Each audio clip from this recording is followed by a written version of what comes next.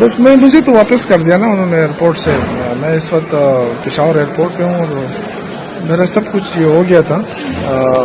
انہوں نے وہ کر دیا تھا, ایف آئی اے نے بھی کلیئر کیا, سب کچھ نے کلیئر کیا, لیکن ابھی یہ انہوں نے کہا کہ نہیں آپ اپلوڈ ہیں جی.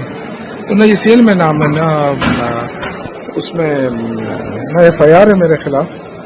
اور عمرے پہ جا رہا ہوں, 6-7 دن کے لیے جا رہا ہوں, لیکن وہ نہیں چھوڑ رہے ہیں. وہ کہہ رہے ہیں جی آپ نہیں جا سکتے. تو بورڈنگ کارڈ بھی لے لیا اور بس اللہ خیر کرے. تو میں تو میرے الحمدللہ نہ کبھی فوج کے خلاف کوئی بات کی ہے, نہ اداروں کے خلاف بات کی ہے, نہ صاف ستھری سیاست کی ہے. کبھی 2 نمبر سیاست نہیں کی, اور میں کبھی جھنجٹ پہ پڑا ہوں. اور مجھے کل میں نے پوچھا, وہ کہتے جی ایس ایل میں نام نہیں ہے, ایف آئی آر نہیں ہے میرے خلاف. تو مجھے کلیئرنس ملی تھی نا, اس سے میں یہاں نکل آیا.